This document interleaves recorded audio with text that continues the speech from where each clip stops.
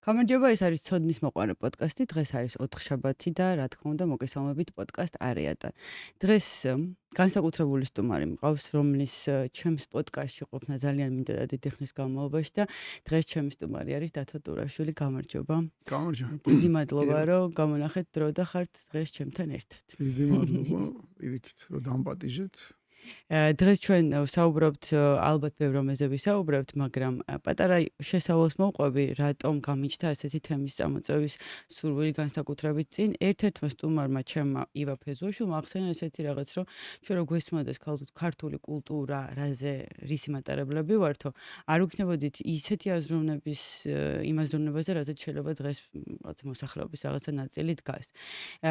საუბარს ზუსტად ამქიდან დავიწყებ, მე თქვენი თითქმის ყველას ვერ ვიტყვი, მაგრამ ძალიან ბევრი ინტერვიუ ვნახე YouTube-ზე რაც არის და ცოტა ადამიანი მომისმენია, რომელსაც ასე ძალიან უყვარს ქვეყანა სამშობლო და მისი კი, იმიტომ რომ თქვენ როგორც საუბრობთ. ეს გამარჯვებათ არის ჩვენი საქმე, ჩემს მეტად თუ არავის არ უყვარს, გამარჯვებათ ყოფილა.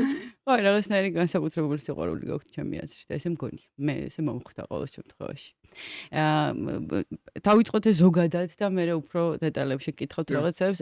რა არის ქართული კულტურა? რა ღირებულებების ნაზავია, ნაკრებია?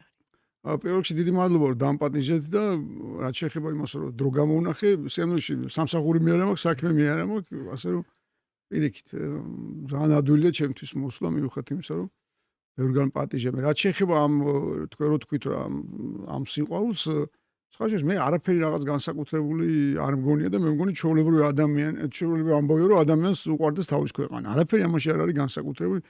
ალბათ იმდენად შევიცვალეთ, იმდენად დაგვეკარგა რაღაც ღირებულებები, რომ ეს გვიკვირს თორე ადამიანს თავის ქვეყანა უყვარს, წესიერი როა, ესე რა ქვია, პატიოსანი როა, შრომელია და ესე რა ქვია. განათლებული გვიკვირს და გონია რომ ადამიანი უნდა იყოს ესე რა ქვია, აფერისტი, მატყუარა და ესე რა ქვია, გაიძვერა და ეს გონია ჩვეულებრივია, ესეთი შეიძლება დავგვემართოთ თორემ. არაფერი არ ამაში ხება, ყველას დედა რო უყვარდეს ადამიანს, რა არის ამაში გასაკვირია, თავის ქვეყანა რო უყვარდეს, რა არის ამაში გასაკვირია. არაფერი, უბრალოდ ცოტა მე შემიმჩნევა რომ აი მაგალითად აი ეხაც ჩამოვედი სვანეთიდან და მანამდე თუშეთში ვიყავი, ესე იგი ანამდე ერთი კვირით ადრე და კი შემიმჩნევია რომ მაგალითად არასოდეს არ მწყინდება და არ მბეზდება საქართველოში მოგზაურობა. აი რამდენჯერ ვარ ნამყოფი ან თუშეთში ან სვანეთში, მაგრამ ყველა წასვლაზე მგონია რომ პირველად მივდივარ და აი გული ისე მიცემს თითქოს აი ეს კი მემართება ნამდვილად არ ვიცი ეს რა არის, ნამდვილად არ ვიცი, მაგრამ რაღაცა არის ამ ქვეყანაში ძალიან ჯადოსნური ჩემი ღმერთწმენით და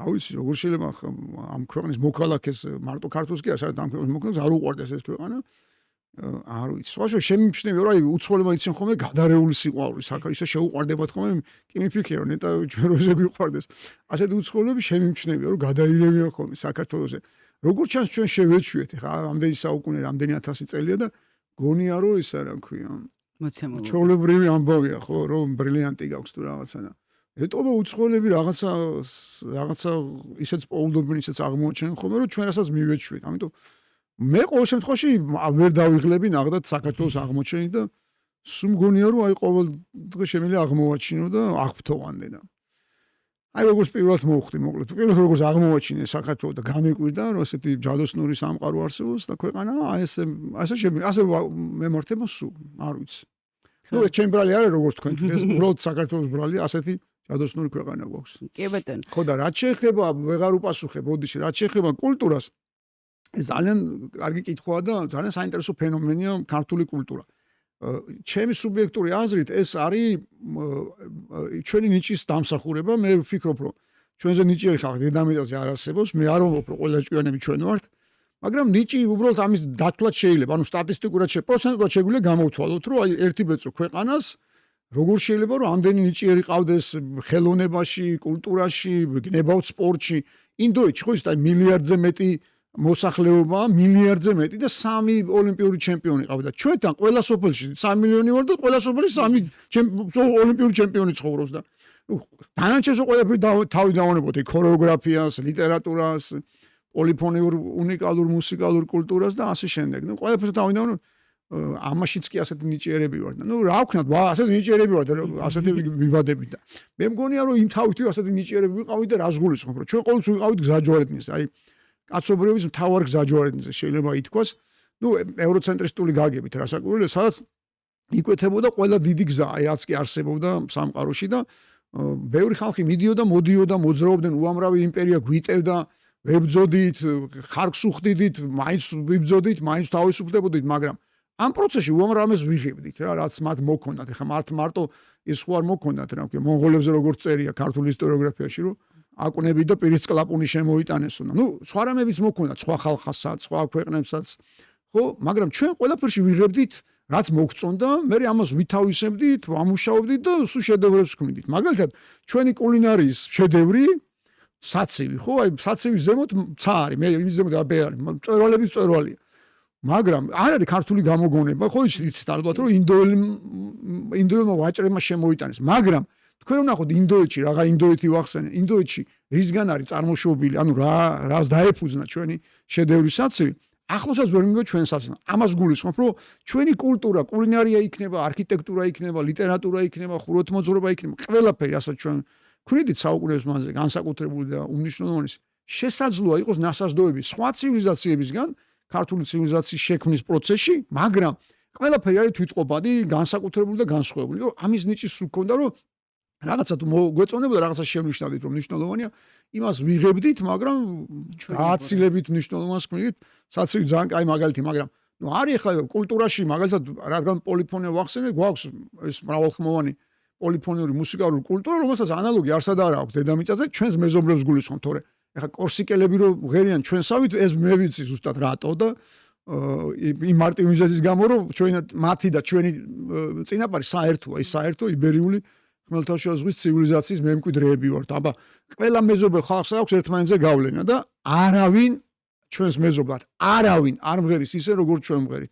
არავის არ აქვს ასეთი უნიკალური პოლიფონური მუსიკალური კულტურა, მაგრამ კორსიკაზე და ხა სარდინიაზე და ბასკებს რომ მოусმინოთ, გაგიჟდებით. აი YouTube-ზე არის სხვადასხვა ყველას ვეუბნები, რომ ნახეთ, აკრიფეთ უბრალოდ, რომ კორსიკელები როგორ მღერიან. გონია რომ ქართველები არიან, გონია ქართულად რომ ქართულთან შავებიაც ვიათ, ამიტაც კი გვანან.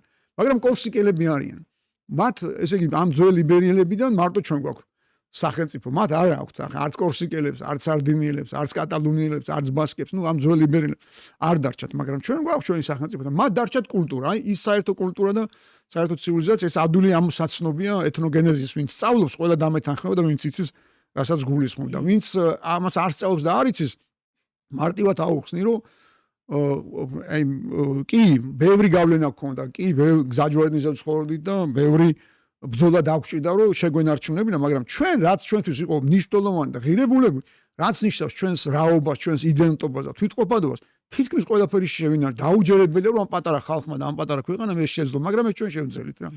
ეს დიდი საიდუმლოა, მე რომ მკითხოთ, მაგრამ ჩვენ ეს შევძელით რა. აი უზარმაზარი იმპერიები გაქრნენ და ჩვენ ისე ვიქავართ და ისე ისეთები ვართ, როგორიც ვიყავით. ღვინოსაც კი ისე ვაყენებთ, როგორც მინიმუმ 8000 წლის წინ. მეტი რა ქნას ახლა ამ პატარა ხალხ ყველამ დაკარგა სხვა ქვევრის ტრადიცია, მაგალითად ქვევში ღვინის დაყენების პროცესი უწყვეტად მარტო ჩვენ შევინარჩუნეთ. ანუ სხვებსაც გქონდათ, იმიტომ რომ სხვა ხალხიც არის ღვინის ტრადიციული ქვეყანა, მაგრამ ჩვენ ღვინის სამშობლო ქვეყანა რო ვართ, ესეც ძალიან მნიშვნელოვანი არგუმენტია, რომ ყველგან მოხდა წყვეტა და დაკარგა. ქვევრი არ ერქვა, მაგრამ სხვა ქვეყნებში სხვა სახელები ჰქონდა. იტალია იქნებოდა, საბერძნეთი თუ ესპანეთი. მაგრამ მათ სხვა ტექნოლოგიები აირჩიეს. ჩვენ ამასაც ანუ წარმოვიდგინეთ, ესეც კი შევინარჩუნეთ აი ამდენ სისხლისღვრაში, იმიტომ რომ ჩვენ ისეთი ხალხი გვესხმოდა ძირითადად თავს, ვინც ღვინოს არ დასვამდა. ამიტომ დიდი გაქრობა, მაგრამ არათუ ღვინოს შევინარჩუნეთ და ღვინის ტრადიცია და ღვინის ცივილიზაცია.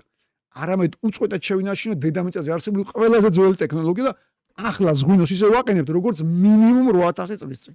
აი საოცრება, მაგრამ ასეთი ხალხი ვარ და ასეთი ქვეყანა. რა არის სიჯიუტე გვაქვს, რომელსაც თუ ასე ადვილად ამის ახსნა არ არის ასეთი ადვილი, იმიტომ რომ ხო გიხსარით, ეხლა შემთხვევით კი არ ვთქვი, რომ ეს საიდუმლოა მაინც, იმიტომ რომ ჩვენ რამდენიც არ უნდა შევეცადოთ, როგორც არ უნდა ვიწვალოთ, ბევრი წიგნები ვიკითხოთ, ან წეროთ, ან თეორიები განვიხილოთ, მაინც ძნელია ბოლომდე, როგორც სამყარო არის საიდუმლო და ბოლომდე ვერასოდეს ვერ შეიმეცნებ და ვერ ამოხსნი, ისე ვერ ამოხსნი, მე რომ მკითხოთ საქართველოს საიდუმლოს. ანუ ეს გადარჩენ სხვა შეიძლება რაც შემიძლია თამამად თქვა, ეს არის რომ ჩვენ სულ ვიბრძოდით რა. არასოდეს ხო იცი, აი ძალიან დიდი ურჩხულები გვებრძოდნენ და გვიპყრობდნენ სამწუხაროდ ხარკს გვახტევინებდნენ, მაგრამ არასოდეს არ მთავრდებოდა ეს ბრძოლა. ანუ მაინც ჩვენ ფიქრობდით, რომ ჩვენი არსებობა, ჩვენი იდენტობა, ჩვენი თვითყოფადობა არის თავისუფლებაში. და თუ არ ვართ თავისუფლები, აუცილებლად უნდა ვიბრძოლოთ, იმიტომ რომ ბრძოლაშიც არის ეს რა ქვია თავისუფლება.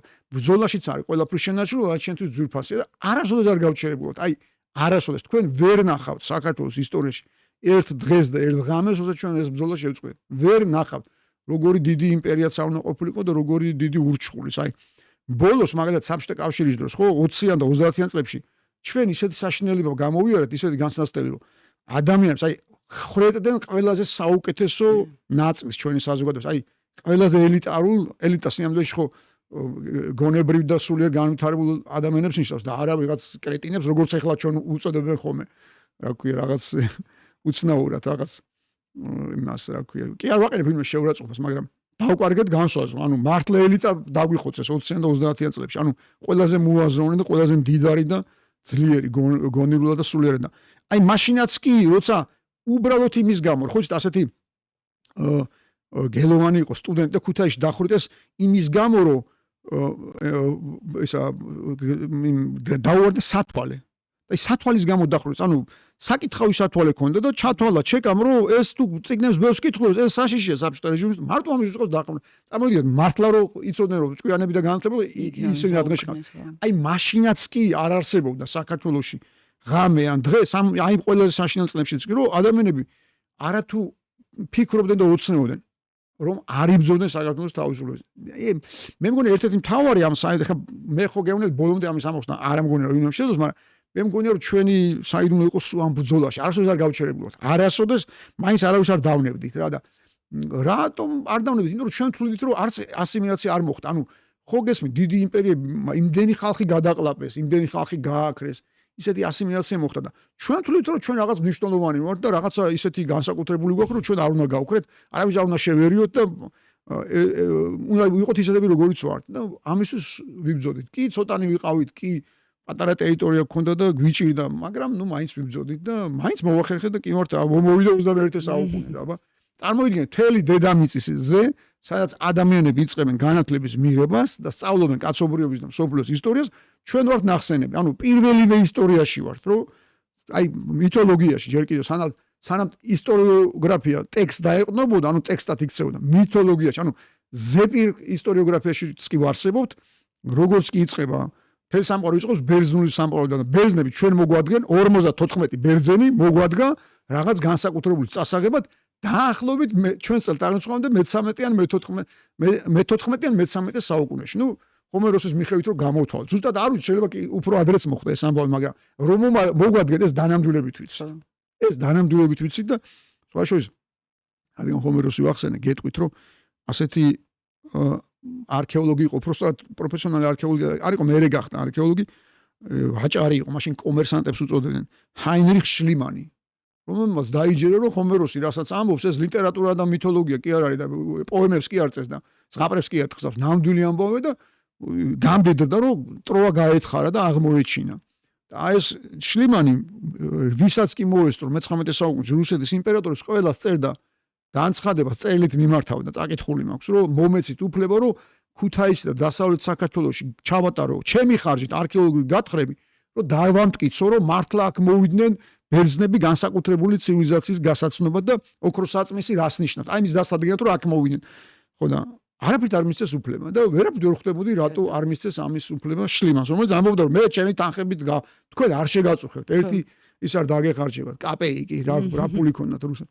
ხო, მაინც არ მისცეს უფლება და მე ვერაფრით ვერ ხვდებოდი რატო არ მისცეს. აი რას დააშავე.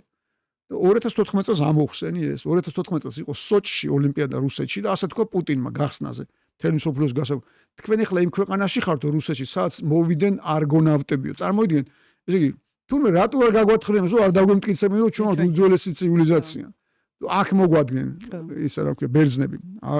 იასონის მეთაურობით და სხვა შორის, აი, ხო ყოველდღე თითო სოფელს გვართმევენ და ყოველდღე მოაჩოჩებენ ამ საზღვარს, მაგრამ ისტორიის ესეთი გაყალბება, აი ესეთი ტყუილი და ამას წინა თქვა კიდე პუტინმა რომ ისა ცხინვალე არასდროს არ ყოფილა საქართველოს. წარმოგიდგენთ ეს ან ვიყავს ჩემელი, ან თვითონ რა უცოდინარია და ისა უვიცი გარდა იმისა რომ ისა რა ქვია, მკვლელია, ხო? აი წარმოვიდგინეთ რომ ესე ასეთი გაყალბება, ასეთი წართმევა და მაშინ კი მიხვდები რატო არ გაათხრებინეს მე-19 საუკუნეში შლიმანს, იმიტომ რომ ზუსტად იმიტომ რომ სულ ჩვენი კომპლექსი ქონდათ ჩვენი როგორც უძველესი ცივილიზაცია ახლაც აქვს ცოტა შორის და ინტერვიუ ვუყურეთ ხო რომ ვახსენეთ თქვენსაც თითქმის ყველა ინტერვიუში ვეფხისტყაოსანს ახსენებთ თითქმის ყველა ინტერვიუ კი იმიტომ რომ რაღაცნაირი ალბათ განსაკუთრებული სიყვარული გაქვთ ვეფხისტყაოსნის მიმართ თქვენი აზრით მე ვეფხისტყაოსანი რო ვისწავლე სკოლაში ძირითადად ვიზეპირებდით ამ ვეფხისტყაოსანს და შინაარსობრივად აი იმ ღირებულებებს რაზეც მატარებელი იყო აი ეს სიტყვებით შეიძლება ვიცოდეთ მაგრამ სკოლაში მგონია რომ ეგ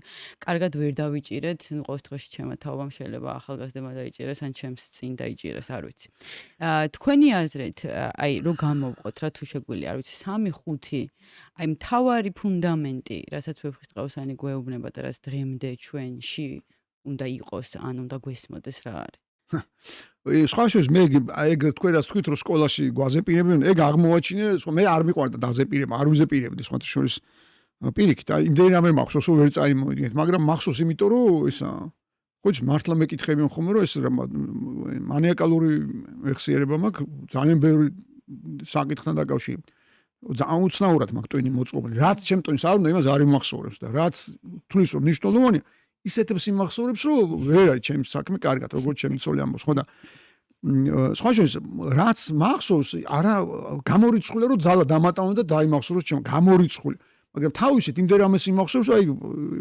სავსე მაქვს თავი იმებით ამბებით ხო და რისი თქმა უნდა რომ ვეფხისტყაოსანს მე არ ვიზეპირებდი მაგრამ კითხვა მიყვარდა ძალიან ბევრჯერ მაქვს წაკითხული ახლაც რომ მივდივარ ხოლმე სადმე თვითფრენაში მაქვს ჩემი საყვარელი გამოცემა არის 66 წლის ლადო გუდიაშვილის მინიატურებით არის ყველაზე კაი ზომის არის და აი რამდენჯერ მაქვს წაკითხული და სულ მიკვირს რომ როგორ აღმოვაჩენ ხოლმე ყველა ჯერზე ისეთ რამეს რაც წინაზე ვერ შევამჩნი ხო მეთქი ასეთი შტერი ამერად ვიყავი წინა რეისზე რომ ამ ეს საოცრება ვერ დავინახეთ თქვენ რომ ამბობთ აი ეს არის უსასრულო თქვენ ვერაფრით ვერ დაამთავრებთ იმის ჩამოთვლას რა არის მნიშვნელოვანი ვეფხისტყაოსი ყველა ჯერზე რომ წაიკითხავთ კი არ დაიზეპირებთ რომ წაიკითხავთ და დაფიქრდებით რა წერია აუცილებლად იმაზე მეც აღმოაჩენთ ვიდეო წინა წაკითხვაზე ქონდა მე მქონდა ერთხელ კურსი ჯიპაში უნივერსიტეტში ესეთი კურსი იყო უცნობი ვეფხისტყაოსანი და გადავწყვიტე ეჭვი რომ გამიშთა რომ სკოლებში ძირითადად აზეპირებიდნენ და არ უხსნიან რა წერია ვეფხისტყაოსანში იმ ბავშვებს მე ისე ეზიზღებათ ხო იცი ვეფხისტყაოსანი შოთა რუსთაველი მასწავლებელი სასწავლო ნაწილი დირექტორი დედა მამა რომ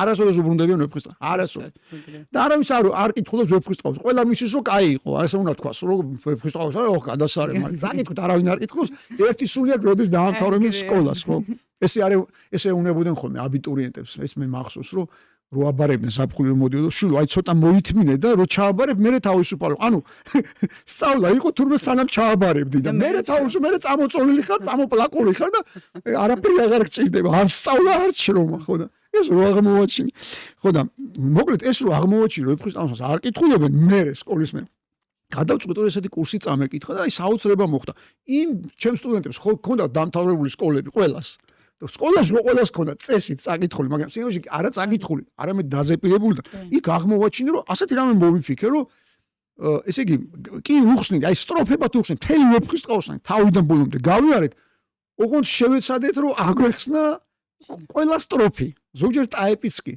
და ესე იგი უბრალოდ აი ეს მახსოვს გაოცებული ადამიანების სახე რო აღმოაჩენს რა წერია ვეფხისტყაოსანში თურმე. ან რა შეიძლება ეწეროს, იმიტომ რომ ჩვენ რამდენი მკითხველი წავს ვეფხისტყაოსანს იმდენი გაგება შეიძლება არსებობს. სადღაც წიგნი ხო ყველაზე გენიალური გამოგონება, იმიტომ რომ ერთი და იგივე წიგნი მარტო ვეფხისტყაოსანი კი არა, ნებისმიერი წიგნი მე და თქვენ რომ წავიკითხოთ, ან სხვემაც და თქვენ სხვა რამე თქვენ რომ მოგეჩვენოთ სხვა რამე წერია და მე სხვა რამე ორივენი მართლები ვართ, იმიტომ რომ ასეთი გენიალური გამოგონებაა წიგნი. წიგნში წერია ის, რასაც მკითხველი ხედავს და არა ის, რაც შოთა რუსთაველმა ან ვინმე სხვამ დაწერა, იმიტომ რომ შოთა რუსთაველი რასაც წერს ვეფხისტყაოსანში ის ჩვენ გვეკუთვნის. ეს იმდენად სახალხო წიგნი, ოღონდ მართლა. რომ აი ხოჭით ყველაზე ადრინდელი ვეფხისტყაოსანი ხელნაწერი გვაქვს 1646 წლის. ამდე არ ქონია. მამუკა თავაქარაშვილი ყავდა ესეთი, ვინც მაგრა ხატავდა და მაგრა წერდა. თვითონ პოეტიც იყო, მწერალიც და მხატვარიც. და მას პატიმრობაში დააწერინა ლევან დადიანმა 1646 წელი. და დაწერილი არის მე-12 საუკუნე. წარმოვიდგინე მე-17 საუკუნე 5 საუკუნეა გასულ. ხო გჭირდებოდა ეს ისა რა ქვია ხელნაწერები. აბა როგორ უნდა შეედგინათ ხელნაწერი. ხო გჭირდებოდა მე 1712 წელს ვახტანგ მე-6 აი ყველაზე განათლებული და საოცარი მეფე ყავდა. ალბათ ყველაზე განათლებული. ნახავ ძნელი ამის თქმა, მაგრამ უგანათლებულეს. ვინც გამოსცა, საერთოდ ვინც სტამბა გამართა თბილისში და გამოსცა წიგნები. პირველი გამოცე, მაგრამ 1712 წელს ვეფხისტყაოსანი. მანამდე სხვა რამეები გამოსცა, მაგრამ ვეფხისტყაოსანი 1712. და რომ ნახოთ, ხო რაღაც იხემძღვანელეს ვეფხისტყაოსანი მთელ საქართველოში აგროვებდნენ, რომ ვეფხისტყაოსნები ხო უნდა ენახათ. სულ სავსეა ხელნაწერები რომ ნახოთ ვეფხისტყაოსანი. სავსეა არშიებზე მიწერილი სტროფებით. რატო? იმიტომ რომ მართლა იმდენად სახალხო იყო და მართლა საუკუნეების მანძილზე ჩვენ კონსტიტუცია მივიღეთ 1921 წლის 21 თებერვალს 4 დღით ადრე ვიდრე რუსები აიღებდნენ თბილისს მოვასწარით მაგიტო გვიტევდნენ სხვათა შორის რომ ჩქარობდნენ ისინი ჩვენ ჩქარობთ რომ მოგვესწრო კონსტიტუციის მიღება კონსტიტუცია მიღებულად მხოლოდ იმ შემთხვევაში ითვლება თუ გამოქვეყნებულია და მოვასწარით თბილისში ვერ გამოვაქვეყნეთ მაგრამ ბათუმში გამოვაქვეყნეთ ხო და მანამდე კონსტიტუცია ჩვენ არ გქონია ჩვენთვის დღიდან დაწერისა ვეფხისტყაოსანი იყო კონსტიტუცია სინამდვილეში იმიტომ გახდა ასეთი სახალხო რომ არშიებზე ყველა სახალხო ყველა წამკითხველს აქვს თითო სტროფი ჩამატებული და ფიქრობდა კაცო ეს ჩემთვის დაწერა მე და მიწერა ყველას ესეთი განსა მაქვს უფლება რომ მე დავამატო ან იყო ცუდი შემთხვევები როცა ზოგიერთი ამოიღეს სხვათა შორის და კი მე ამიტომ გაჩნდა აუცილებლობა 1888 წელს ყავდა ასეთი საოცარი ადამიანი დავით ქართველიშვილი, ესა ბოდიში გიორგი ქართველიშვილი, დავით ქართველიშვილი საოცარი ადამიანი, რომელმაც ესე იგი ჩვენს მე-19 საუკუნის საუკეთესო ქართველებს ყველაზე მოაზროვნეს ილიას ლიდერობით, ილია ჭავჭავაძის ლიდერობით დაუნიშნა ჯამაგირებს ეძახდნენ მაშინ ხელფასი, რომ დაედგინათ რა წერია ვეფხისტყაოსანში, იმიტომ რომ იმდენი იყო ამოღებული, იმდენი იყო ჩამატებული, ძალიან ძნელი იყო ზუსტად გწოდნონ და აი 1898 წლიდან იწყება ყველაზე მეტად ეგრეთ წოდებული მცდელობა ამ აკადემიური გამოცემა. ნუ მე ეს 37 წელს გაკეთდა, კიდე გაკეთდა 1966 წელს. აი ჩვენ ახლა რასაც ვკითხულობთ ხოლმე.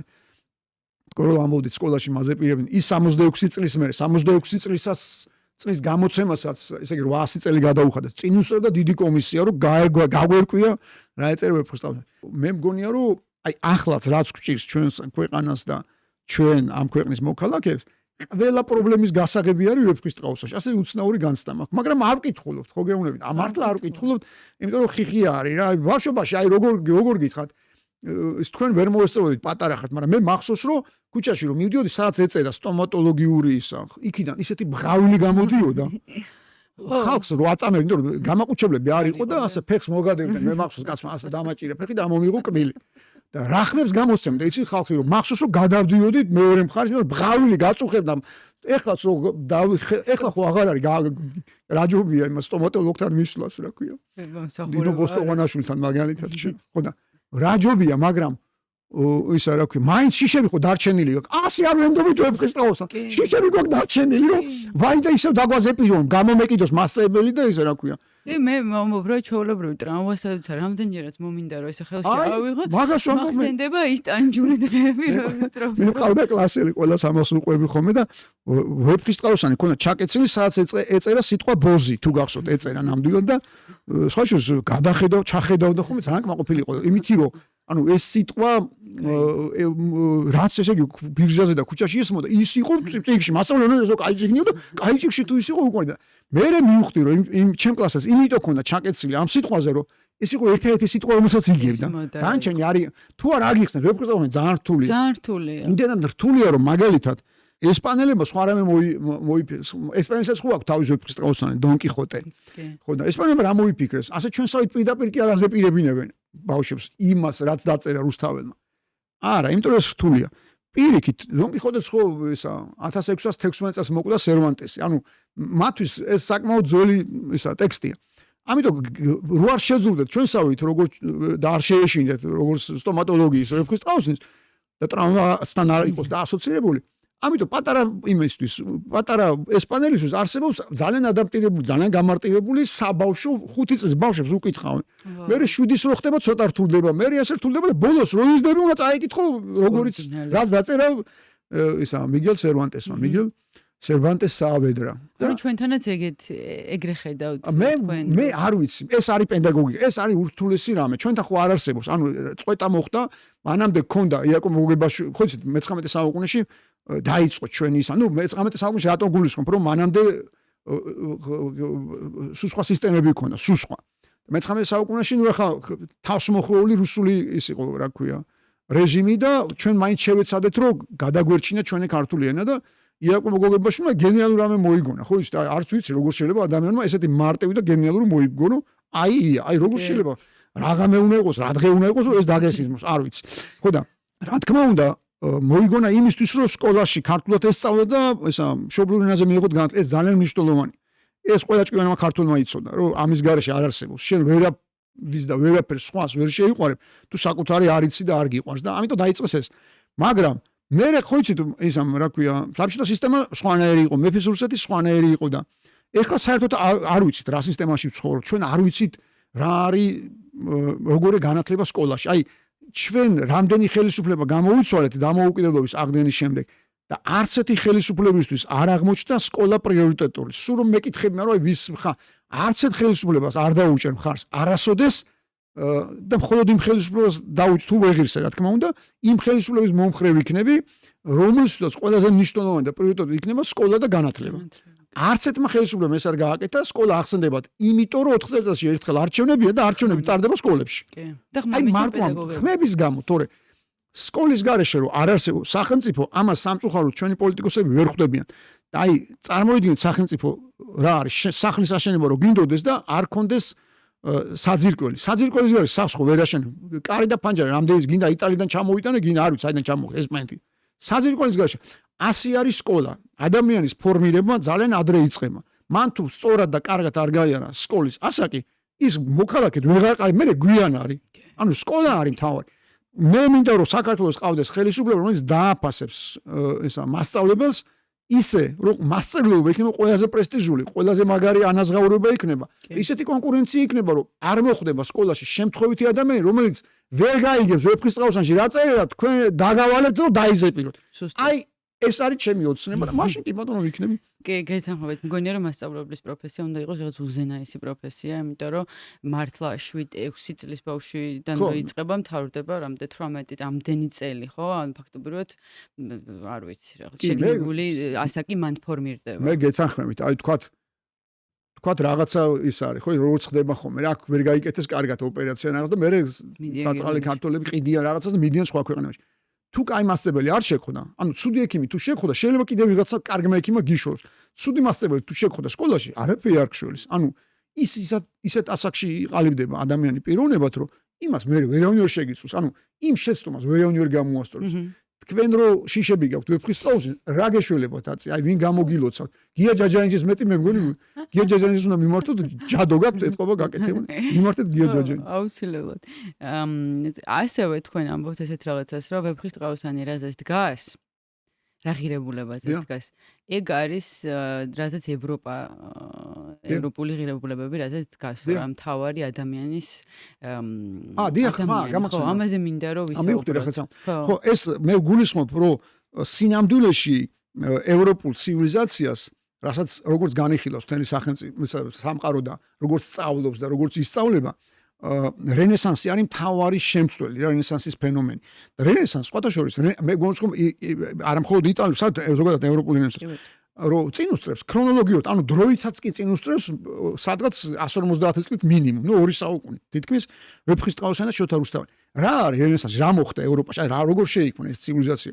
ძალიან მარტივად, სინამდვილეში, მარტივად და გენიალურად. აი იაკობ გოგებაშვილის არ იყოს, რომ ადამიანები მიხვდნენ, რომ არ შეიძლება მხოლოდ ის სამყარო, მხოლოდ ის საზოგადოება და ის სახელმწიფო არის წარმატებული და იმ სახელმწიფოში და ქვეყანაში ცხოვრობენ ადამიანები ბედნიერად და აქვთ კეთილდღეობა და აქვთ ბედნიერების განცდა, სადაც ყველაზე ღირებული სახელმწიფოსთვის და ხელისუფლების არის ადამიანი, ერთი ადამიანი.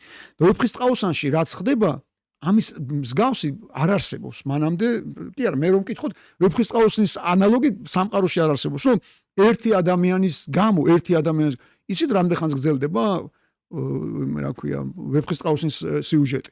3 წელი და 3 თვე. 3 წელი და 3 თვე, რომელიც შეყვარებული დაელოდება. იმას რა ქვია? ავთანდის? ხო საოცარი რამეა, რომ ესე იგი იმ ერთი ადამიანი ეხლა რო ცოლი მოიყვანოს ვინმე ან ვინ გათხოვდეს ისა დააპიროს, აი რამდენ სიტუაციებენ სესხი, იპოთეკური, რა ქვია, ბინა, ქონება, წანჯვა, წამება. ავთანდის და თინათინს ოქონად აწყობილი საქმე 100 არავის დედამიწაზე. არავის, მაგრამ საოცარ ამის ეუნება თინათინი. რომ გაიგებს, რომ ნადირობის დროს მამამისმა წაიყვანა მომავალი სიძე და აღმოაჩინეს ადამიანი რომელიც წყლის პირას იჯდა და ტიროდა. ანუ რაღაც ისეთი დარდი ქონდა. აი წარმოვიდგინეთ რაზე დგას ვეფხისტყაოსანი, რომ თელს ამ სამყაროში ერთი ადამიანი სანამ წრემლიანია, დარდი აქვს და პრობლემა მანამდე მე შენი ბედნიერება ვერ იქნება. ამას ამობს ტინატი. აი საოცრება, ანუ სინამდვილეში აქედან იწყება რენესანსი, სინამდვილეში აქედან იწყება თანამედროვე ცივილიზაცია. გასაგებია რომ სამყარო შეთანხმდა რომ ეს ევროპულია, მაგრამ რაც ვეფხისტყაოსანში ხდება, სინამდვილეში იქ ასეთი ნიკო მარი იყო ძალიან დიდი მეცნიერი, აი უზარმაზარი მეცნიერი, ძალიან დიდი მეცნიერი, მაგრამ ქართველებზე განაწყენდა და რაც თეორიების ქონდა, ყველაფერი შემოატრიალა. და მათ შორის ვეფხისტყაოსანზე თქვა რომ ვეფხისტყაოსანი არ არის ქართული, ანუ ესო სპარსულიაო ისა და ამის დედანიო მე ვიცი სადაც არისო და ჩამოვიტან ინგლისიდან. ილეჭაჭაჭამ თქვა რომ თუ ვერ ჩამოიტანო ორიგინალს. სპარსულად არის და ესო თარგმანიაო. ხო გასაგებია საიდან გაჩნდა ეს ვერსია. ეს სასაცილო ვერსია. ხო შეუძლებელია რომ ეს იყოს თარგმანი. ანუ ეს თუ თარგმანი იმის ორიგინალი ხო საოცრებაა და ვინ დაკარგავდა იმ ხო და ილეჭაჭამ უთხრა ნიკო მარშო თუ ვერ იპოვნი ისა ლონდონში ვიციო მე სადაც არის. აქ აღარ დაბრუნდება. არასოდეს აღარ დაბრუნებოდა საქართველოში ნიკო მარი. იმიტომ რომ აღნუდა ხელსარიალი დაბრუნება, საბუდარელი ჭაბუკი არ დაბრუნება. ხო და რა ნიკო მარი ამბობდა რომ ხო სპარსული, ანუ აღმოსავლურია და ესო აზევ კი გასაგებია რომ თქვენ რომ ნახოთ სპარსული ან არაბული ან სხვა აღმოსავლეთის ლიტერატურა შეიძლება გაგიშტეთ რაღაც კავშირი, მაგრამ ვეფხისტყაოსანში სულ სხვა რამე წერია. აღმოსავლეთში საერთოდ არ არსებობს ქალისთვის ასეთი ბრძოლა. ხო იცით? მარტივი რამეა. შეიძლება იყიდო, ბოლო-ბოლო გადაიხდი და ეს 3 წელი და 3 თვე კაცი სახში საცოლე ემოდება, ყველაფერი არც კრედიტი ჭირდება, არაფერი. და 3 წელი და 3 თვე სანამ ტარიელი და ნესტანი არ შეუღლდებიან და სანამ ბედნიერი ფინალი არ ჩერდება. ეს ისეთი ბრძოლა რომ მე სულად დარწმუნებული ვარ რომ ერთი ადამიანისთვის შექმნილი სამყარო, ანუ სიამოვნებაში ამას დაეფუძნა ცივილიზაცია. ამას გულისხმობ, რომ ქრონოლოგიურად ვასწრებთ ევროპულ ცივილიზაციას და სხვა შორის ეხლა რახან ვახსენეთ, არ მიყვარს ხოლმე ამაზე ლაპარაკი, მაგრამ მეცინება რომ ქართველებს გონიათ რომ რაღაც ევროპული არის, რაღაც ახალი და უჩვეულო.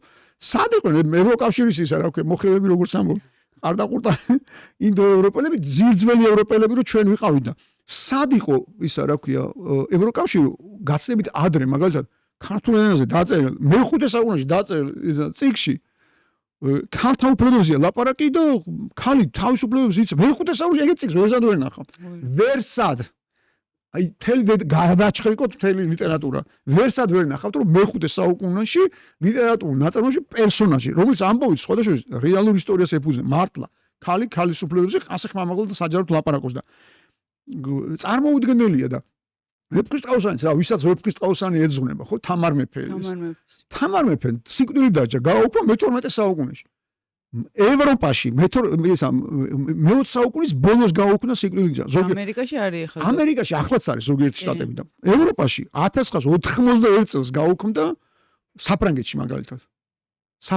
ფილმი იყო ალენ დელონს აჭერდნენ გილოტინაზე თავს ისე იმოქმედა ამას ხო ძალიან გადამწყვეტი ეს ხო და წარმოგიდგენთ რომ ჩვენთან არის მე-12 საუკუნის ბოლო მე-13-ის დასაწყისი ჩვენი ისტორიოგრაფიის მიხედვით ანუ ასე წერია პირდაპირ რომ ერთადერთი ადამიანი დასაჯეს სიკვდილით ისიც იმიტომ გუზანტაუელი იყო ასეთი იმიტომ რომ ისა რა ქვია ესე იგი თამარის წინააღმდეგ იღებდა მონაწილეობას აჯანყებაში იმ რა ქვია მანიაკი რუსი რო ყავდათ რუსი რო გააყოლეს და იმის გამო დასაჯეს ოღონდ თამარს არ გააგებინეს იმიტომ რომ თამარს დაუმალეს ეს იმიტომ რომ თამარო მარტო სიკვდილით დასჯა კი არა აკრძალა ყველა მახინჯი და მართლაშუა საუკუნეებრივი დასჯის სხვა მეთოდები ანუ ეს იყო სულ სხვა სამყარო და სულ სხვა პროგრესი სულ სხვა რეფორმები რაც ამ ქალმა გააკეთა აი წარმოუდგენელი და ისა დაუჯერებელი გასაგებია რომ ჩვენი ისტორიკოსებიც ახლაც მომისმენია წამიკითხავს რომ დაობენ ისტორიულ ფუნქციაზე რომ აი დავითიდან თამარის ჩათვლით ხო ჩვენი რენესანსი რა არის ჩვენი ოქროს ხანი დავით დამაშენებელი თამარის მერე ნუ მერე წვეტა გვაქვს და თამარის გარდაცვალების მერე ნუ უბრალოდ ლაშა გიორგის დროს იწყება და მერე ნუ რუსუდანის დროს საშინელება ხდება მაგრამ ეს ოქროს ხანა არის აი მართლა საოცარი პერიოდი ჩვენთვის და ღირებულებებიც ახლა რასაც თქვენ ამბობთ მე სულ არ მგონია რომ ეს არავე ახალი და უჩვეულოა მე არ ვიცი ჩვენ კარგად ჩვენი ისტორია და ხო იცით როგორ არის რომ ისტორია სასწავლო თუ შეხვდა კაი თამა და მოусმენ და რაღაცას ისწავლა თუ დებილი თამა და შეხვდა რა უნდა ისწავლო ყველა ორში უნდა წაიკითხო და რო წაიკითხო გარკვეული წერია ხო. რამეს კი არ მალავს ჩვენი ისტორიოგრაფია, რა ღირებულებები გქონდა და რას ეფუძნებოდა. სხვა შორის, აი რაღან ვახსენეთ ეს ისა ევროკავშირი გეტყვით რომ ამ ევროკავშირის იდეის ავტორებად ითვლებიან ერთი ფრანგია და ერთი გერმანელი იცით ალბათ. სიმართლე მესამეც ყავდათ. ის მესამე, ოფიციალურად ფრანგია, მიშელ მუსხელი. სტრასბურგის უნივერსიტეტის პროფესორი, მაგრამ სიამოვნებით წარმოშობით ქართველია, მიხეილ მუსხელიშვილი. საოცარი ადამიანი, რომელიც თანაავტორი იყო. მე დარწმუნებული ვარ, რომ მან რაც ჩადო ევროკავშირის იდეაში, ეს იდეა აღებული აქვს სრულად დარწმუნებული. იმ კონცეფციიდან, რომელიც ჰქონდა ბაგრატ მესამეს, როცა საქართველოს გააერთიანა. აი, სრულად დარწმუნებული ვარ, რომ ეს ხო ზეპირად იცოდა ისტორიკოსი იყო. სხვა შორის იურისტიც იყო, ისა სამართალმცოდნე, მაგრამ ისტორიკოსი იყო. ზეპირად იცოდა, რას დაეფუძნა ბაგრატ მესამის დროს ისა მე საუკუნეში საქართველოს გაერთიანება. ეს მე გულისხმობ უკვე შუა საუკუნეებს, თორე ამის ცდელობა მანამდეც ჰქონდა. მაგრამ საფუძველი იგივე იყო, რომ შენ როგორც არ უნდა განსხვავდებოდე, თუ შეთანხმდები ღირებულებების და ისა ფასეულობის სისტემაზე, შეგიძლია თანაცხოვრება და თანაარსებობა. კი. და ეს პატარა მოდელი ვართ საქართველოს ამის. ეს ჩვენ გაცლებით ადრე გვაქვს გაკეთებული. ეს ახლა მოიგონეს ევროპელებმა ხო, სიამოვნებაში ესია, მაგრამ რა ვქნათ ეხლა ჩვენ ხო ძალიან თავარი რამ ტრაგედია რა იყო საბჭოთა კავშირის დროს, რომ ცოდნა და განათლება კი არ იყო მთავარი და მნიშვნელოვანი, არამედ ფურცელი და დიპლომი. და ყველას ჰქონდა და ეხლაც აქვს დიპლომი, ფურცელი, მაგრამ განათლება და ცოდნა არ აქვს. ფურცელი არაფერი არ არის სიამოვნებაში. არაფერი საერთოდ. არაფერი. საწავიღოთ იმდენი ისა მაქვს, რა ქვია, დიპლომი. მე უნივერსიტეტი რო დავამთავრე, დიპლომი რო ავიღე. სიმართლე რო გითხრათ, არასდროს დროს ეს დიპლომი არსად არ მოუთხოვიათ ისე დავიწყე სამსახური და ასე შემდეგ და ასე შემდეგ. ანუ რაღაცნაირად უფრო ყურადღება ექცეოდა რა მიდევს თავში, რას რას ვლაპარაკობ, როგორ ვაზროვნებ, ხო? მაგრამ ეს რაღაც გამონაკლის შემთხვევა და ხშირ შემთხვევაში მე მახსოვს მართვის მოწმობები, რომ ჩაოლებრად იყიდებოდა, ხო? არავინ არ აბარებდა მართვის მოწმობებს მამაჩემის თაობის დროს და დიპლომებზე ხო საერთოდ ყიდვა ჩაოლებრად. არა, სამწუხაროდ ახლაც ასია, რომ ისა სამწუხაროდ ბოლომდე მაინც საბჭოთა კავშირი იმიტომ იყო რა ყველაზე აი აქილევსის ქუსლში მოგვაგნეს რა ანუ მიხვდნენ ჩვენი სისტემები რა არის და ძალიან ცუდად გამოიყენეს რომ აი გირჩევნია რომ წამოწო ეხაც ეხა რამდენი ადამიანია რომ წამოწოლილია რა დაუნიშნეს ხო ის უნიშნავს ხელისუფლება იმას ხელფასის სახით უხდის ეგრეთ წოდებულ სოციალურს და იმას არ უნდა რომ განვითარდეს წინ და წამოწოლილია დალევს უკვე შუადღისას არა ერთ ბოთა არაღზე ხო ყოფნის ის მეტი არ უნდა დალი რა უკაი ღვინო 1-2 დღე იმუშავე რომ უკეთესი ღვინო დალი ღვინის სამშობლო ქვეყანა რაღაც საწამლავი უნდასო რამდენი ხანი მაგრამ არ უნდა იმიტომ რომ ეგ გაგვიკეთეს აი ხო გესმით საბჭოთა კავშირი როგორი ქვეყანა იყო ხო მახსოვს არ არსებობდა აი სოციალურად საკმაოდ დაცული იყავი მაგრამ სიამოვნებაში მთელი ხრიკი მაგაში იყო შენ გეუნებოდნენ რომ აი ყველას გაძლევთ მინიმუმ 120 მანით ყველას ქონდა ხელფასი არ მოკვდებოდი გეყოფოდა თვიდან თვემდე ხელფასიდან ხელფასამდე მაგრამ შენ არანაირი ამას გაძლევდნენ და თავარს გართმევდნენ რომ ადამიანი იბადე იმის რომ ყოველდღე წინ წახვიდე მეორე დღეს იმაზე მეტი მიიღო ვიდრე წინა დღეს გაქვს ყოველდღე განვითარდე მეტი ისწავლო მეტი შეიმოცნო და მეტი იშრომო და ჩვენ და ხო ტერმინებიც ხო პირიქით იყო ესე გეუნებოდნენ შულო არ ისწავლე და მოგიწევს მუშაობა ეს რო აღმოვაჩინე რა იმიტომ უნდა მესწავლო უსახმული ყოფილიყო წამოპლაკულიყავ და დასავლეთში ხო პირიქით იყო რომ ადამიანები იმიტომ სწავლობენ რომ მე თვითონ შექმნან თავისი ცხოვრება და იშრომონ და ეს ჩვენ და ხო აბსურდი ჩვენთან არის ასე ხა რაღაც ვიდეო მაჩვენეს რომ ესე აი იმას 18 წლის შვილს რო ჩუქნი იმას რა ქვია 100,000-იან მანქანას ამ იმ რა უნდა აკეთოს თელს დედამიწაზე ნორმალურ ქვეყანაში არ არსებობს მილიონერი, კი არა, მილიარდერიც არ არსებობს, რომ 18 წლის შვილს 100,000-იანი მანქანა აჩუქოს, იმიტომ რომ ის ხვდება იმან ფული ჭკუით იშოვა და არა იმეთი რა ქვია, ბიუჯეტის მოპარვით. ის ხვდება რომ შვილს 100,000 და იმ შვილს ღუპავ, იმას საქმე არაფერი არ არის. დამთავრდა უნდა ან უნდა გაიჭიროს და გაიჭიროს, ან რა ქვია, სხვა მანქანაზე იოცნებოს, რომ ერთ თვეში გამოცვალოს. ისის მამა უყიდეს. აბა ვინ უყიდეს იმას, თუ ხوارი მუშაობს. ხო და მაგას გეუბნებით. ანუ საბჭოთა კავშირი ეს მოგვიტანო, ადამიანი ვერ ხვდებია რომ შვილს დავეხმაროთ რა. ერთადერთი რაშიც მდიდარი ადამიანი დასავლეთში შვილს ფულს უხდის არის განათლება. არაფერს არ ყიდულობს მამა, არაფერს, მარტო ფულს უხდის უნივერსიტეტში რომ ისწავლოს და იმან თვითონ შექმნას თავის ცხოვრება. შენ უნდა შექმნა რა მაგარი რამეა. რა საჩუქარი გაქვს რომ შენ თვითონ ააშენო, შექმნა შენი ცხოვრება და ამას არ თმევ შვილს. ზუსტად. ჩვენი მოკლე ჭკუით ხო იმათ ვეხმარებით და შულებზე ვზრუნავთ და ესა. არა, სინამდვილეში უღუპავთ. ხო, ამ ბეტონის корпуსების არ იყოს. აი ხა ვინც ამას აშენებს, რო კითხო, ისთვის უნდა რომ შულები უფრო კეთილ მოწყობილი იყოს. იმ შულებს ჟანგბადი თუ არ იქნება, რა თქმა უნდა ბეტონებში ცხოვრებო. ხო, ყველა ამოწყდებით. ო, აცხოვრობენ სხვაგან, მერე წაიყვანენ ალბათ იმ შვილებს. და ჩვენ ვიცხოვრობთ ბეტონებში და იმ შულებს. ეგეთი აზროვნება არის ხა რაღაცნაირად. ეგეთი კითხვა მაქვს ერთი, რომ რას ნიშნავს თქვენთვის თავისუფალი ადამიანი? რა ვიცი, ახლა სიამოვნებაში ხო იცით, ბევრი განსაზღვრება აქვს თავისუფლება, ძალიან ბევრი აქვს და მაინც მგონია რომ აზროვნების კატეგორია. ნუ პასუხისგებლობაც არის რა, აი ხო გეუბნა, აი საბჭოთა კავშირი მაგას გართმევდა რა, რომ პასუხისგებლობას, რა რომ გეუბნებოდნენ რომ შენ ასოც მაინც მოგცემთ, არ მოკვდები. გეყოფა რა, წამოწექი, არაფერზე არ იდარდო, ჩვენ ვიფიქრეთ ზემოთ პოლიტბიუროში და არ იქნები პასუხისგებელი შენ ცხოვრებაზე. ხო გესმის, ჩვენ და სულ ესე ამბობდნენ, აი მახსოვს რომ იმას რომ სკოლას რომ დაამთავრებ, იქ ეძებდნენ იმას ვინ ჩაგიწყობს, ამ ვერავინ ჩაგიწყობს ბედნიერო. შენ უნდა იყო პასუხისგებელი, ილია ჭავჭავაძეს აქვს გენიალური ახსნა. რომ ჩვენთანო ქართველები სულ ბედის წერას ვაბრალეთ ყველა. ჩვენ თვითონ უნდა შევქმნათ ჩვენი ბედის წერა, რა აბსურდია იმაზე ლაპარაკი, რომ ვეროდოთ ეხა ბედი როდის გაგვიღებს. არ გაგვიღიმებსო. ჩვენ თვითონ შევქმნათ ჩვენი ბედი. ჩვენ თვითონ უნდა შევქმნათ ჩვენი ცხოვრება. მაგას ნიშნავს თავისუფალი ადამიანი არის პასუხისგებელი თავის ცხოვრებაზე.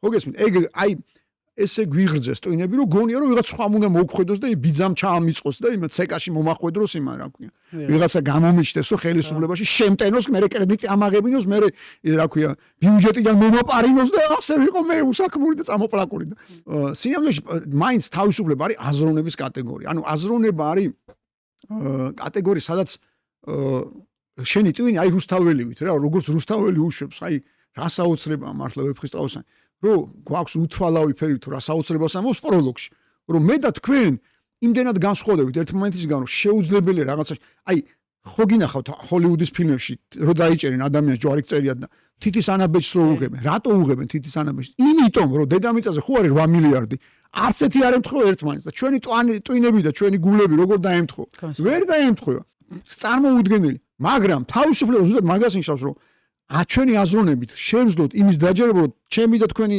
აზრები, ფიქრები და იდეები როგორც არ უნდა განსხვავდებოდეს ერთმანეთსგან და როგორც არ უნდა არ ვეთანხმებოდეთ. მაინც უნდა შევძლოთ ერთ საზოგადოებაში, ერთ სახელმწიფოში თანაც.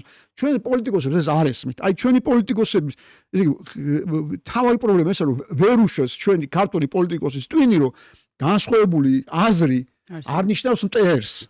რომ შეიძლება ადამიანს კონდეს განსხვავებული, მათ არ ჯერათ ისა რა ქვია ვეფხისტყაოსნის მათ არ ჯერათ შოთა რუსთაველის სინამდვილეში ჩვენ ეგ დავკარგეთ ჩვენ სინამდვილეში დავკარგეთ შოთა რუსთაველი ანუ აზროვნება დავკარგეთ და თავისუფლება დავკარგეთ ეგ არის ჩვენი თავარი პრობლემა როგორ უნდა დავიბრუნოთ განათლები მათ სხვა გამოსავალი არა განათლების გარდა ყველა ის ქვეყანა და საზოგადოება სადაც ადამიანები უკეთესად ცხოვრობენ არის განათლებით მიღწეული მხოლოდ განათლებას მოაქვს ეს აი ქართულად კაი სიტყვა განათლება რა ანუ ნათელთან არის დაკავშირებული ანუ ეს მარტო გონებრივ და სწავლას და მეცადინეობას კი არ ნიშნავს. ანაბედ სულიერ და გონებრივ მდგომარეობას. ეს ძალიან მაგარი სიტყვა გვაქვს რა. კი, ძალიან მომწონს. მეც მომწონს. სხვანაირად შეხედე. ხო, ანუ ნათელთან არის დაკავშირებული, რომ გაგინათდება და ცხოვრებასავით, ცხოვრებაც ისა. და მე შენ რო განათლების ხოსეს განათლება. ნათელი გექნება, ხო და. ხო და ჩემთვის მაგალითად შემდეგი თაობა უკვე გაცილებით თავისუფალი, იმიტომ რომ გაცილებით ჯამთელად აზროვნებს ვიდრე ჩვენ. აი ჩემი ოლიშვილი ახლა მუშაობს მიმტანად რა.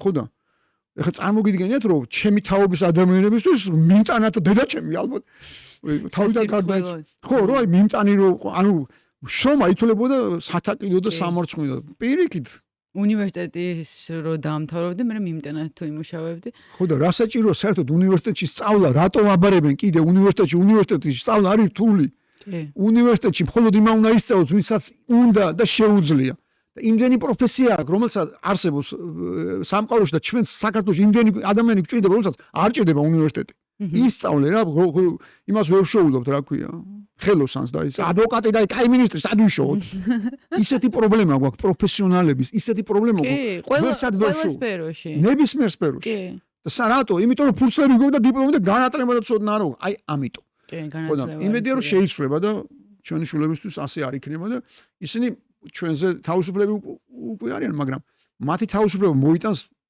ისეთ ჯანმრთელ აზროვნებას რომ ეს სახელმწიფო დაეფუძნება რუსთაველს და არა რა ქვია, საბჭოურ მემკვიდრეობას.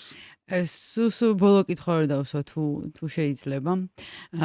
ერთი ბესიკ ხარანაულის ინტერვიუს ვუსმენე და ერთი ფრაზა თქვა, სადაც სიკეთეზე ბოროტებაზე იყო კითხვა და ესეთი რაღაც თქვა, რომ მე მგონიაო, რომ ადამიანი ბოროტიო და სიკეთეზე ისვენებს. სამინდა ამაზე საუბარი ვინმესთან. მართლა?